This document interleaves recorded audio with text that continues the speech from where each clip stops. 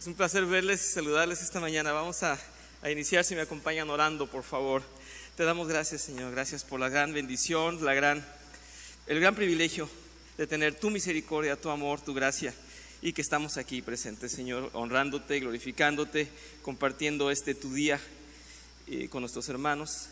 Y queremos, Señor, pedirte perdón por nuestros pecados. Queremos alabarte, exaltarte y humillarnos delante de ti, sobre todo sabiendo que tú eres nuestro Dios, que tú nos has llamado, que tú nos has transformado, que tú nos perdonas cada día. En esa confianza, Señor, vamos a tus brazos cada día y te pedimos iluminación para tener un mejor entendimiento todos de lo que se va a comentar aquí acerca de tu palabra.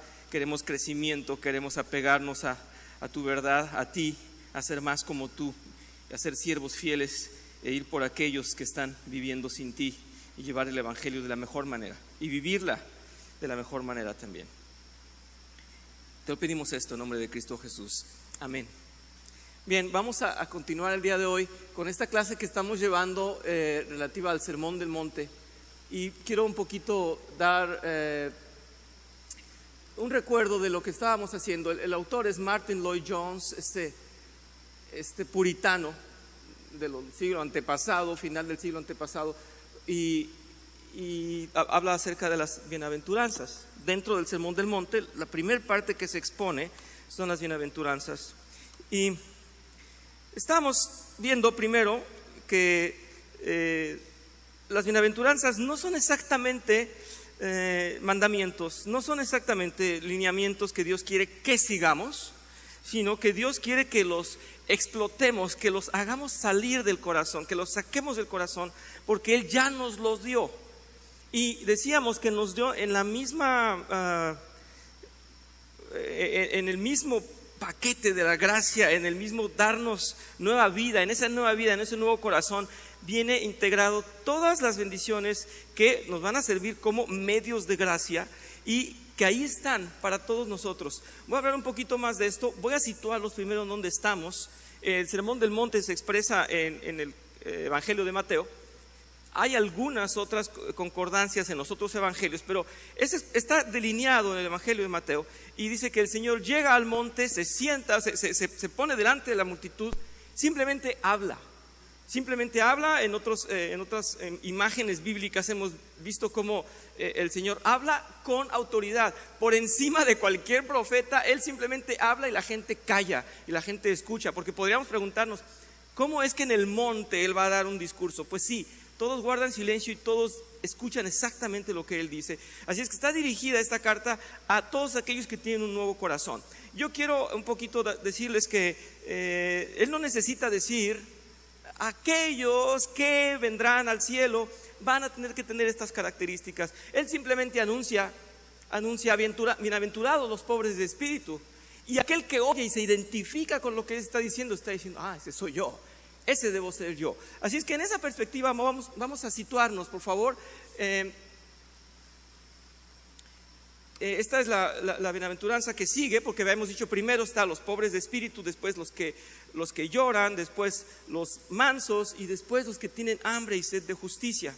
Habíamos visto en la clase pasada tres aspectos de la justicia. Número uno, habíamos hablado de la justicia como salvación. Es decir, cuando la audiencia del Sermón del Monte escucha: bienaventurados los que tienen hambre y sed de justicia, porque serán saciados, no está hablando solamente de un aspecto de la justicia. No está diciendo: yo quiero que se me dé lo que me pertenece, lo que se me quitó, o yo quiero que en realidad se haga justicia en mi vida y que las cosas vayan como deben ser en mi vida. Número uno, lo que más mueve a un cristiano, o lo que originalmente mueve a un creyente, es el hecho de que era pecador. El hecho de saberse pecador, cargar con su pecado y decir: yo necesito justicia en mí. Yo necesito que alguien venga a quitarme esa pena, porque voy a morir, porque estoy en condena, porque ante Dios soy, y dice así de tremendo y de cierto, soy el objeto de su ira. ¿Se dan cuenta? El objeto de su ira es aquello por lo que está molesto Dios. A ver si lo acabamos de comprender. Yo soy el objeto de su ira. Es decir, yo soy pecado, yo soy reprobado. yo suplico que venga justicia. Yo no puedo, delante de Dios, yo no puedo ser sucio y culpable. Por lo tanto, la primera impresión a la que nos está llamando el Señor es: aquellos que están necesitados de justicia son aquellos que se saben pecadores y que les urge una salvación. Y tenía que venir el que hizo justicia, el que nos hizo justicia, y en lugar de que muriéramos, murió Él por nosotros. Por lo tanto, el primer aviso es ese, en ese sentido, la salvación como justicia, la necesitamos. Así es que el aviso y a la conciencia que está llegando el Señor, es decir, aquellos que necesiten salvación, esta es la justicia que están pidiendo. Número 2, la justicia en la vida santa.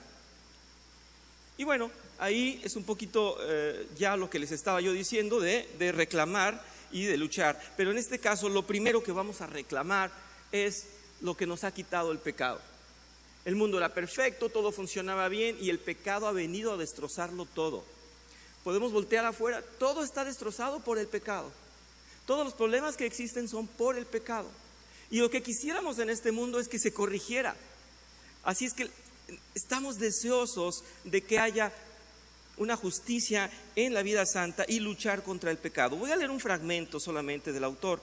Dice: el Espíritu Santo, como ya se ha dicho, comienza dentro de nosotros la obra de liberarnos del poder del pecado y de la contaminación de pecado. Tenemos que tener hambre y sed de esta liberación del poder y la contaminación. La situación es que el cristianismo me ha de dirigir, la verdad me ha de dominar, por lo que me ha hecho cristiano. Es la acción del Espíritu Santo dentro de mí.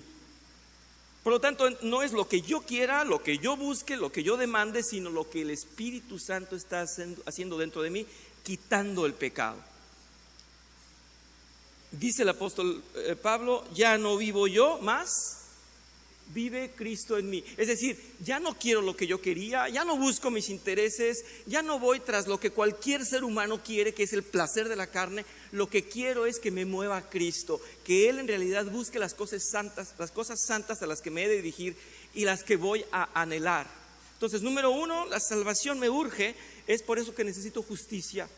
Número 2, justicia porque estoy luchando contra el pecado, como todo el mundo debería estar luchando contra el pecado.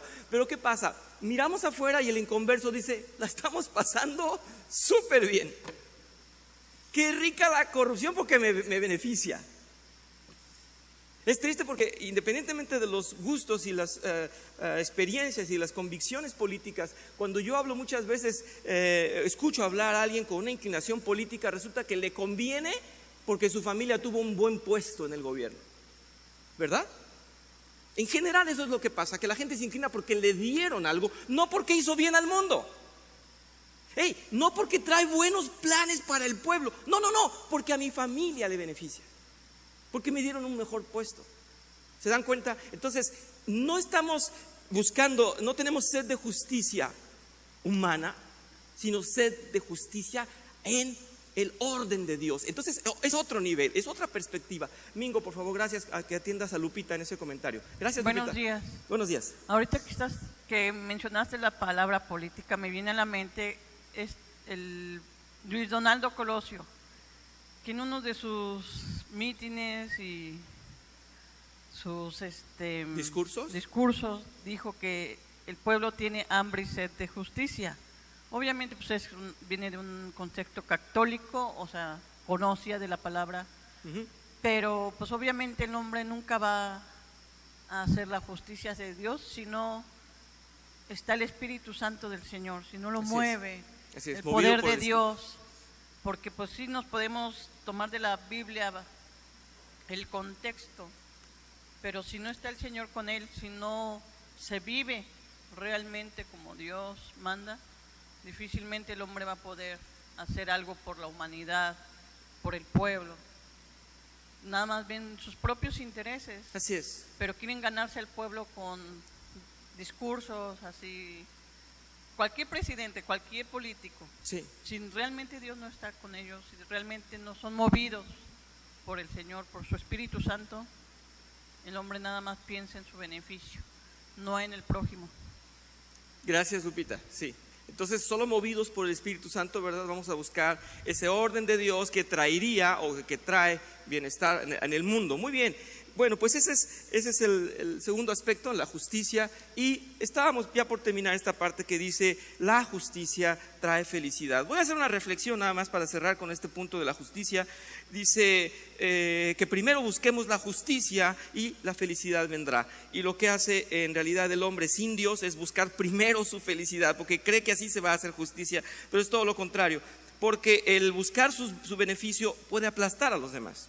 El apóstol Santiago nos dice que no sabemos pedir, con eso nos despedimos la semana pasada. En Santiago, este apóstol que se quedó ahí en Jerusalén, con la iglesia de Jerusalén, el hermano del Señor Jesús, él se quedó a cargo de esta iglesia en Jerusalén y él nos decía, no saben pedir, piden para ustedes, son egoístas, piden para sus bienes, para lo que les parece, no lo que le parece a Dios, sino lo que les parece a ustedes, por eso no tienen las bendiciones. Eso decía el apóstol Pablo en la carta de Santiago, del apóstol Santiago, perdónenme, en su capítulo 4.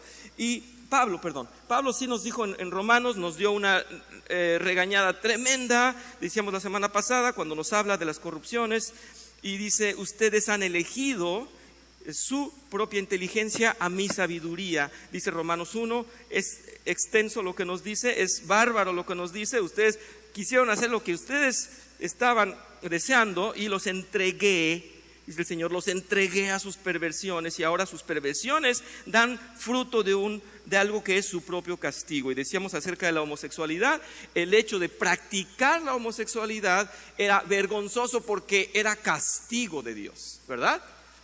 La homosexualidad al practicarse es castigo de Dios, por lo cual se hacía a escondidas y qué bueno durante tantos siglos. Hoy se dice es el orgullo para los depravados, porque es vergüenza, dice Dios, porque es tu propio castigo. En eso estábamos la semana pasada. Dice aquí, de igual manera el hombre no tendrá felicidad si otorga el placer a la carne, solamente alimentando al espíritu estará en buena salud. Ningún hombre será pleno si no ordena su vida en la justicia de Dios, lo que estábamos comentando con Lupita. Dice, como estimaron que no valía la pena tomar en cuenta el conocimiento de Dios, Él a su vez los entregó a su propia depravación mental. Casi está diciendo, los está dejando que sean así de locos, así de insensatos, no apreciaron la sabiduría, entonces serán abandonados ahí. Dice aquí, ir tras los placeres del mundo, aunque sean buenos, es ir detrás de lo que nos sacia. En cambio, ir primero en busca de Dios y su justicia es ir tras la felicidad verdadera. El cristiano sabe que el pecado separa al hombre de Dios y que debe ser eliminado el pecado para poder tener esa relación directa con Dios. De hecho, hay una trampa que debemos evitar. Si buscamos las cosas materiales, los placeres de la carne, será muy fácil que descuidemos el espíritu. Hay que ser moderado al satisfacer la carne, y esto es bueno que lo apreciemos, hay que ser moderados al satisfacer la carne para que nunca descuidemos nuestra comunión espiritual. Jesús dijo que quien tuviera esa justicia divina no tendría más necesidad de nada. Es decir, aquel que tiene hambre y sed de justicia, de esa justicia, no tendrá más necesidad de nada. Dice, el que beba del agua que yo le daré, no volverá a tener sed jamás, sino que dentro de él esa agua se convertirá en un manantial del que brotará vida eterna. Juan 4:14. Eso debería ser un alimento mucho mejor y primordial antes que el alimento físico. Y no estoy hablando solamente de lo que nos nutre al comer, sino todo aquello que da placer y bienestar a la carne. Ya hemos dicho que no es malo, simplemente dar prioridad a lo espiritual. Y lo hemos comprobado. Yo he tenido la dicha de ser guiado en esta vida cristiana no solo por el evangelio en sí, sino por la sabiduría de los hermanos creyentes que me han dado su consejo y siempre mirar al evangelio. Y en los momentos más difíciles y más tristes y más tormentosos, volver al evangelio. Y tienes otra dificultad y te llevan al evangelio. Y por ahí mandas un mensaje y dices, es que no puedo porque esto está difícil, y te recuerdan palabras del evangelio. Y es lo que te levanta y es lo que te da vida. Por lo tanto, es cierto esto, tenemos un manantial de agua viva en la palabra de Dios. El autor menciona que muchos creyentes dejan de congregarse o faltan mucho a servicios de la iglesia porque no quieren perderse al trabajar al máximo y mejorar su vida en lo económico. Por ejemplo, no es una regla, pero en muchos de ellos ciertamente no hay el entendimiento de que solo conseguirán saciar sus vidas cuando hayan encontrado la plenitud espiritual. El autor, insisto, viene de 3 siglos atrás, o de 1800, perdón, para ser más preciso, al final de 1800, y ya estaba él apreciando esto. Dejan de congregarse porque piensan que yendo a trabajar van a lograr mejor o más, o una economía mejor, dice, pero en la mayoría de los casos no es así. Más adelante en Mateo 6, del 31 al 33, dice Jesús que el camino a la felicidad es la justicia de Dios. Vamos a leer esto. Dice: no os afanéis pues, diciendo qué comeremos, o qué beberemos, o qué vestiremos, porque los gentiles buscan todas estas cosas, pero vuestro Padre Celestial sabe que tenéis necesidad de todas estas cosas, dice. Mas buscad primeramente el reino de Dios y su justicia, ¿se dan cuenta? Y todas estas cosas os serán añadidas. Ya podemos ligar entonces la bienaventuranza con lo que está diciendo aquí. Esa justicia de la que ustedes tienen sed no es de su justicia, es de la justicia de Dios. Y en los 3 sentidos es la justicia de Dios. Número 1, salvación. ¿Era nuestra justicia? No, la tenía que hacer Dios. ¿Quién se salvó por sí mismo? Nadie, tenía que hacerla Dios.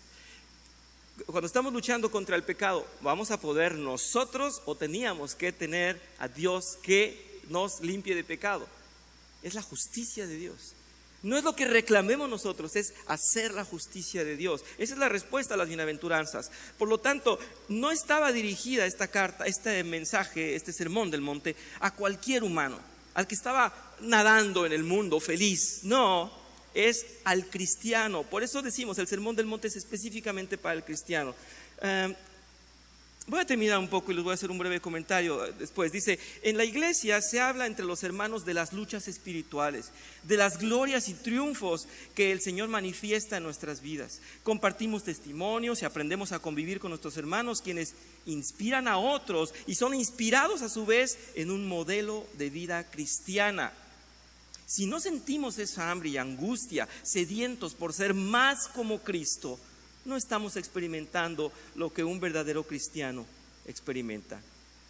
Yo puedo pedir cosas buenas para mi vida, mi familia, mis amigos, mis hermanos, o hasta para el mundo, pero si no delineo esa petición considerando que todo debe estar fundamentado de acuerdo al carácter de Dios, entonces solo estoy pidiendo que Dios conceda beneficio, pero que no dé en realidad su orden y su justicia, sino la mía. También hay la moda de que muchos dicen: yo no quiero pedirle a Dios, yo solamente que me dé lo que Él quiera, pero yo no quiero pedir. Y en ese momento estamos desligándonos de la total dependencia que un cristiano tiene de Dios. No nos olvidemos, toda buena dádiva viene de lo alto, viene de Dios. Si no se lo pido a Dios, ¿quién me lo va a dar? El engañado cree que el enemigo, es decir, el engañador o Satanás, provee cosas. No provee cosas, las distorsiona, las manipula, pero el que provee las buenas cosas es Dios. Y yo recuerdo que un tío mío, cuando yo era muy pequeño, él estaba convirtiéndose y me decía: jamás le hagas caso al diablo, porque el diablo solamente se quiere reír de ti. Con esa idea me quedé, y cada vez que leo malas escrituras digo: es cierto, el engañador no quiere nada bueno para nosotros y no es dador de nada bueno. Así es que si no le pedimos a Dios, que es el único que da cosas buenas, estamos perdidos. Dependemos diariamente de Dios. Él es el único que da las cosas buenas. Quiero señalar esto del Salmo 42. El salmista dice: como el ciervo brama por las corrientes de las aguas, así clama por ti, oh Dios, el alma mía. Mi alma tiene sed de Dios y del Dios vivo. ¿Cuándo vendré y me presentaré delante de Dios? Esta sed de la que está hablando es la misma sed de la que habla el Señor en esa justicia. aquellos seres de Dios, aquellos hijos de Dios que se duelen porque están en un mundo en corrupción, un mundo caído, tienen sed de Dios y su justicia. El que tiene hambre y sed de justicia es el que desea vivir las bienaventuranzas en su vida diaria, el que desea mostrar frutos del Espíritu con todas sus acciones, en toda su vida y actividades. Tener hambre y sed de justicia es ansiar ser como el nuevo hombre del Nuevo Testamento, como el Jesús. El Señor Jesús se sometió al plan del Padre y luego se sentó a su derecha, habiendo vencido a la muerte. Así debemos ansiar primero someternos al Padre y después disfrutar de su reino. Quería hablar un poquito de esto, la personalidad, el carácter, la imagen del Sermón del Monte. No es entonces algo que nosotros vamos a cumplir como una obediencia, decía yo al principio, no es un mandato, es más bien delinear las características del creyente. Y voy a dar dos imágenes. No es algo que podemos perseguir porque nadie lo puede perseguir. Nadie puede perseguir el ser manso ni perseguir tener hambre y sed de justicia, y nadie puede perseguir el llorar ante este mundo si no le dio Dios un nuevo corazón. Si no se tiene a Dios primero, no se puede tener nada del otro. Y para que quede un poquito más claro, tenía dos imágenes para ustedes. Una es la cajita feliz. En estas tiendas de hamburguesas había eso de la cajita feliz, ¿recuerdan? Bueno, en mi época eso, no sé si sigue haciendo, pero era una cajita que en forma de como lonchera, no sé, y adentro venía pues una mini hamburguesa y las papas, y a lo mejor venían unos colores y una hoja para dibujar, y el postre tal vez. Pero lo interesante es que los niños pedían eso y sentían que con eso tenían todo. Tú podías comer a gusto y no te molestaba el niño, porque el niño iba sacando cosas y todo le gustaba. Y entonces era feliz porque cada cosa era beneficio para él, y era algo que se le estaba dedicando a él, era su cajita, y entonces el destapar las cosas era sorprenderse un poco con lo que había adentro. Y en cierta manera, en mi imagen burda, en esta analogía que les doy tan simplona, es así. El Señor te da un nuevo corazón, tienes que abrir la cajita feliz para ver qué hay adentro. Y entonces dice, ahí hay hambre y sed de justicia, mansedumbre, ahí hay llanto por este mundo, ahí hay pobreza de espíritu y todo lo que le sigue. Pero quería entonces decir, no es algo que se logre, es algo que el Señor te da y tienes que sacar los ingredientes. Es como abrir tu carne y entrar a tu corazón y ver lo que hay ahí, porque dice el Señor, yo les puse esto a los que nacieron de nuevo. Y la otra imagen a mí me conmueve porque me gustó mucho. Ya saben que ahora se multiplican los videos cortos, pero no sé de quién fue el original, porque un maestro llegó a su clase con una caja y les dijo a los niños, les tengo una sorpresa, aquí adentro tengo la imagen de mi alumno preferido. ¿Sí lo han visto? Bueno, si alguien lo vio, cállese porque voy a hablar yo. No es cierto, es broma, lo estoy contando yo. Llega el profesor con la caja y dice, aquí adentro está la imagen de mi alumno favorito. Y va a pasar cada uno a verlo. Y todos así como un poco de desprecio y celo, pues empezaron a pasar. Y cuando pasaban se sonreían. Porque lo que tenía adentro en realidad en el fondo era un espejo. Y en el espejo se veían ellos. A mí se me hizo, bueno, ya me conocen, pero el maestro estaba que también quería llorar de la emoción. Porque estaba enseñándoles a ti, a cada uno de estos. Le estaba diciendo a ti, te amo, tú eres mi mejor alumno. Y había niños que sí se quedaban totalmente avergonzados y impactados porque sentían el amor. Podemos pensar que muchos tenían problemas en su familia, nadie les había dicho, eres mi persona favorita, pero el encontrarse con lo que había en esa caja y saber que eran ellos, era muy emocionante, era impactante para la clase. Pues el Sermón del Monte es que el Señor Jesús saca un espejo y dicen, estos son ustedes. ¿Se dan cuenta? Estos pobres de espíritu, deseosos de mi justicia, mansos, estos son ustedes. No hay quien pueda luchar y ganarse esto, porque estos solamente son ustedes. Así es que el Sermón del Monte no es una lista de mandamientos, no es un propósito que debas luchar por lograr. Es algo que está dentro de tu corazón, es algo que estaba ahí dormido porque la carne gana, ¿verdad? La carne gana, pero en realidad el Sermón del Monte nos está diciendo, todos esos son ustedes. Y yo dije en la primera clase, no es que, aquel es manso, yo no soy manso. No, también eres manso, pero no has escuchado al Espíritu de Dios. Porque el Espíritu de Dios te exige que seas manso. No, pero es que yo siempre fui nervioso, díganmelo a mí. Es que yo siempre fui rebelde, díganmelo a mí. ¿Y quién debe ganar? El Espíritu. Si le escarbas tantito, ahí tienes el ser manso. Nada más déjate llevar por el Espíritu. ¿Y qué estaba diciendo Lupita? Que se dejen llevar por el orden de Dios, por el Espíritu Santo. Por eso entonces, eso es el Sermón del Monte. Las características que están ahí, se supone que las tenemos. Hay que descubrirlas a medida que estamos viviendo más y más a la manera del Espíritu, no a la manera de la carne. Dice aquí, debemos buscar día con día que el reino de Dios y su justicia transformen nuestras vidas para poder ser más como Cristo. ¿Y cómo podemos saber si tenemos hambre o no? Hambre de sed de justicia. La respuesta es que está en las Escrituras. Cada vez que tú te identificas con la palabra de Dios, dices, tiene razón.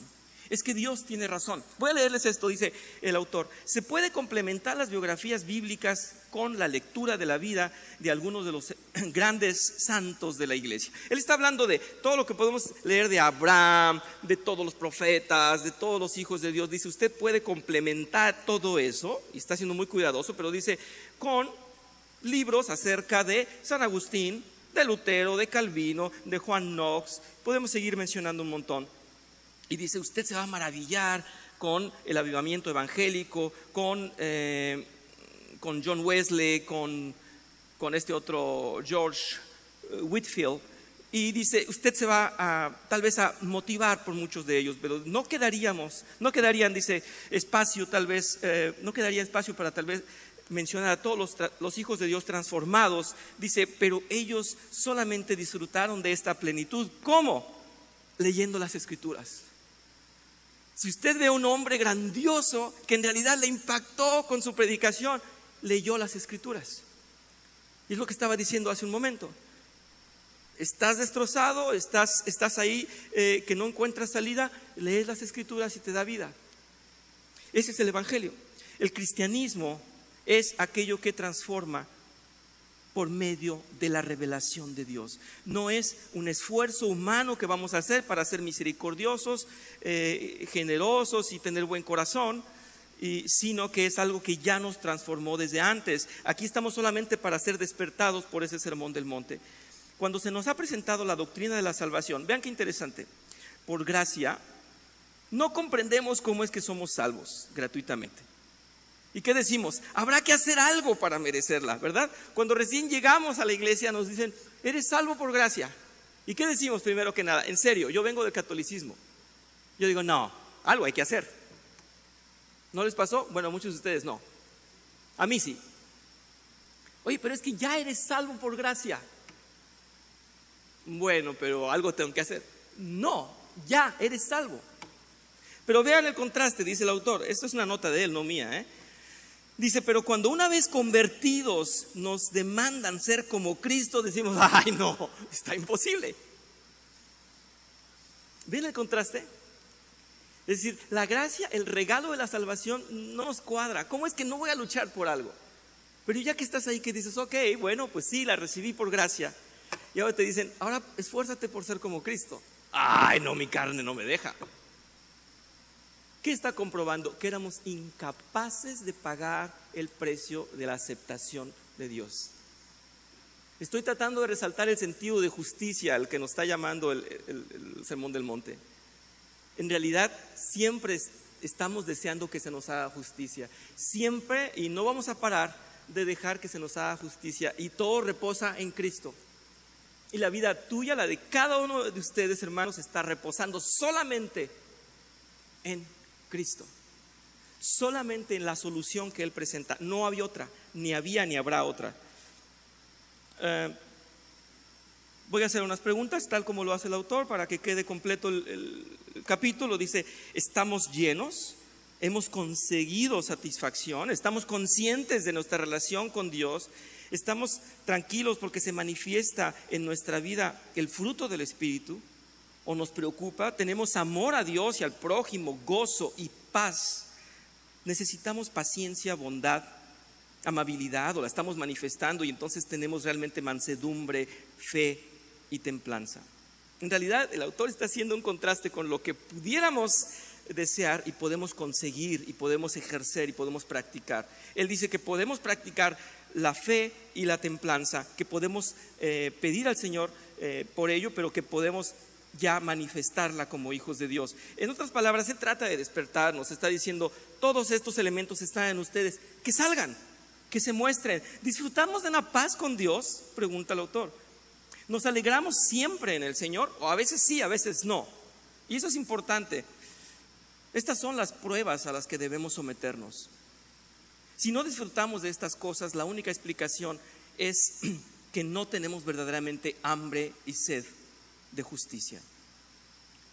En el resumen que yo hice venía muy elaborado, algo que se extendía acerca de esto que dice aquí: siempre estamos de acuerdo con Dios, y la verdad es que no, ¿verdad? Seamos sinceros, no. Nos molestamos por aquello que no nos dio, por aquello que no nos permite ver, por aquello que sentimos que nos falta, y nos olvidamos que Él es perfecto y que Él sabe que así estamos bien. Sin embargo, el trabajar en esto es realmente llegar a la conformidad, es vivir en conformidad con Dios.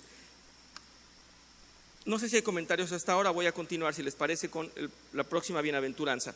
Veníamos hablando de, voy a hablar del resumen que llevamos hasta ahora. Dichosos los pobres de espíritu, primera bienaventuranza. La número 2 decía, dichosos los que lloran porque serán consolados. Número 3, bienaventurados los mansos porque ellos recibirán la tierra por heredad. Número 4, dichosos los que tienen hambre y sed de justicia. Y ahora viene la quinta bienaventuranza y dice, dichosos los compasivos porque serán tratados con compasión. Sin embargo, aquí tenemos la traducción, la nueva versión internacional, pero en la Biblia de las Américas dice así, la que mejor conocemos, que también viene con la Reina Valera, similar, dice, bienaventurados los misericordiosos porque ellos hallarán misericordia. Quisiera poner en un sentido más literal esto, o más consecuente a lo literal que está aquí. Aquí estamos viendo como que el Señor nos está diciendo, si tú eres misericordioso, entonces vas a encontrar misericordia. Pero ¿qué acabo de decir los pasados 30 minutos? Que primero Él nos dio esas características. Es decir, el que sepa que tiene misericordia y que busca misericordia y que aplica misericordia, primero que nada nos da el sobreentendido, yo se las di, y después dice, hallará misericordia. En pocas palabras está diciendo, aquellos a los que yo les di misericordia son mis hijos, son mis transformados, mis regenerados, y van a tener misericordia. Los demás no. Los demás no, porque no se las he dado, porque no la tienen, porque no la van a encontrar, porque no han tenido nunca misericordia. Las características citadas en las bienaventuranzas nos demuestran cómo somos, no cómo pudiéramos ser en favor del mundo, dice aquí. Recordemos que nuestra dirección, ahora que hemos nacido de nuevo, es rumbo a la mortificación de nuestra carne. No nos gusta, pero es así. Y el crecimiento espiritual, ya que deseamos parecernos a esa imagen original que nuestro Creador diseñó.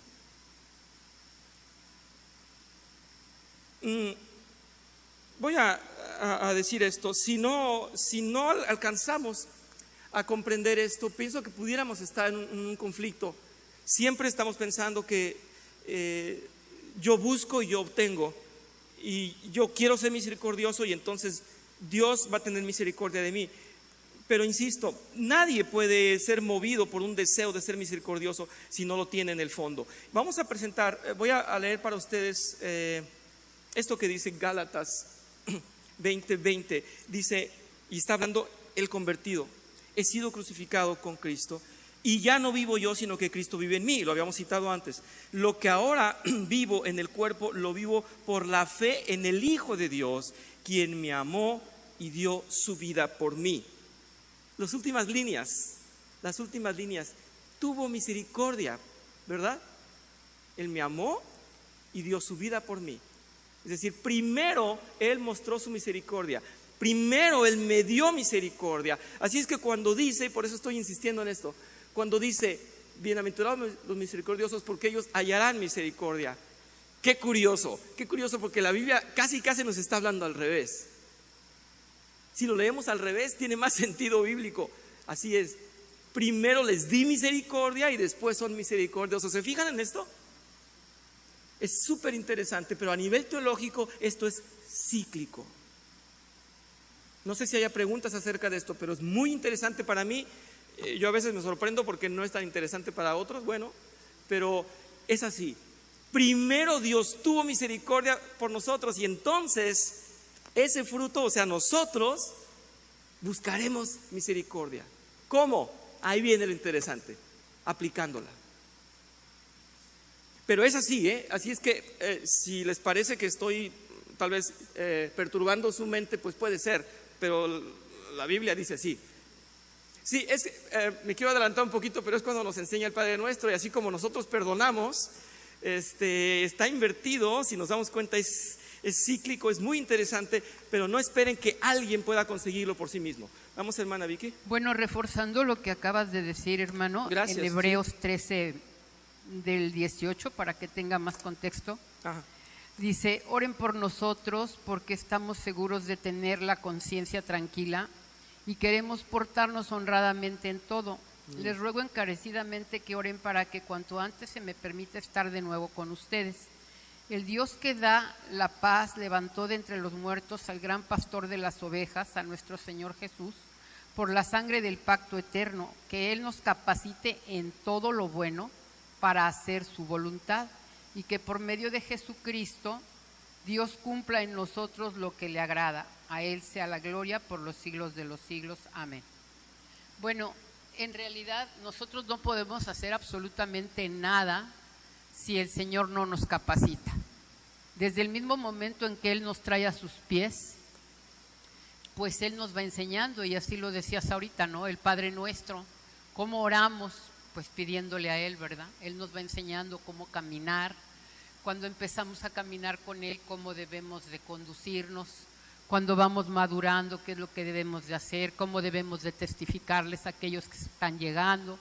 Las cosas por las cuales nosotros tenemos que pasar por alto todas esas cosas para que aquellos que todavía no tienen la comprensión que nosotros tenemos vayan aprendiendo y quieran estar cerca de nosotros, ¿no? Especialmente cerca del Señor, porque la gloria es para Él, ¿no? Que el objeto de su amor sí somos nosotros, pero la ira de Dios también éramos nosotros, ¿no? Entonces la conclusión es que la gloria es para Él y la enseñanza y la práctica es para glorificarlo a Él. Así es, muchas gracias. Se me hace como que hubiera estudiado usted porque lo dejó muy bien resumido, específicamente este tema. Gracias, hermana. Vamos a escuchar al pastor. Gracias. Cuando hablamos de misericordia, necesitamos recordar que Dios no nos da lo que merecemos. Eso es misericordia. Para poder lograr ser misericordiosos, necesitamos haber reconocido que Dios no nos dio lo que merecíamos. Y al crecer en esa confianza, posiblemente nosotros podamos hacer lo mismo con otros. Y entonces hallaremos más perdón de parte de Dios. Es una frase muy corta, muy profunda, en la cual hay que crecer y hay que comprender lo que Dios ha hecho con nosotros para que así lo practiquemos. Bien, gracias. También compacto y resumido, ambos. Gracias, muchas gracias, pastor. Sí, perdón, hermana Claudia, adelante. Ahí está. Es muy sencillo, lo único que quería compartirles es la definición de misericordia, porque favor. Muchas veces lo escuchamos, digo, ahorita con lo que dijo el pastor quedó muy claro, sí. Con lo que dijo Vicky también, pero la definición es inclinación a sentir compasión por los que sufren y ofrecerles ayuda. Entonces creo que cuando nos vamos a la definición, porque a veces es muy trillado, escuchamos muchas veces la palabra misericordia, pero irnos a la definición creo que nos ayuda mejor para ver qué es, cómo procede, qué es lo que tenemos que hacer. Muchas gracias. Sí, entonces, ¿y de dónde nace, no? ¿De dónde nace? Sí, muchas gracias, hermana Claudia. voy a leer esto que pone el autor aquí, dice, en esencia la enseñanza del Nuevo Testamento, dice, el ser es más importante que el hacer. Esto abre otra ventana, pero está diciendo, si tú eres compasivo, en realidad estás mostrando la esencia que Dios te dio. No vas a fabricar algo, no vas a construir algo, es algo que ya Dios hizo en ti. Y dice, los cristianos no somos llamados a tratar de ser cristianos, sino que Dios nos ha capacitado al hacernos nuevas criaturas. Luego dice así, en realidad lo que hay que comprender es que Cristo dirige nuestras vidas y no nosotros. No somos personas convencidas de seguir a Cristo y luchando parecernos a Él, sino que somos transformados y debemos en realidad ya de origen ser como Él. Así es que pone muy alto el estatus, pero así lo pone Dios. Él lo pone siempre así de alto. Y voy a hablar esto que decía de la hermana Claudia también como extensión. Dice, no existe misericordia en el hombre natural, solamente es misericordioso cuando se ha recibido misericordia de parte de Dios. En las Escrituras abundan las personas que tienen buena intención, y así como en las iglesias también, y desean obedecer lo que se les pida a fin de ser aceptados, tranquilizados, reconfortados y sentirse merecedores. ¿Recuerdan al joven rico que dijo, bueno, ahora qué más hago? ¿Verdad? ¿Ahora qué más? Que ya hice muchas cosas buenas. No, y tal vez nosotros en la iglesia a veces estamos en ese error también. El evangelio no consiste en ello. Por medio del evangelio aprendemos que por mucho que hagamos no mereceremos nada. En ese entendimiento comprendemos que Dios nos ha dado la salvación y el cielo pese a nuestra injusticia. Es lo que estaba hablando el pastor. No se nos dio lo que merecíamos. ¿Qué merecíamos? Muerte. ¿Quién era aprobado delante de Dios? Nadie. Nadie. Por lo tanto, la misericordia se trató de eso, de que se nos diera aquello que no merecíamos. No merecíamos ni el perdón ni la salvación, mucho menos que nos dijera, además de que te salvé y te rescaté, ahora eres mi hijo. Pero entonces ahora como hijos de Dios, ¿qué debemos practicar? Esa misma misericordia, que sin merecerlo nos hizo aprobados, que sin merecer nada de lo que viene, insisto, en ese paquete de la gracia, de la salvación, nada de eso merecíamos. Voy a dejarlo aquí. Viene una explicación más amplia que me gusta porque ya ustedes están inspirados por esa definición de la misericordia. Lo veremos en la clase siguiente, si les parece. Gracias por acompañarme y por hacerme caso un ratito. Confío en que sea la obra de Dios que transforme sus mentes. Vamos a orar entonces.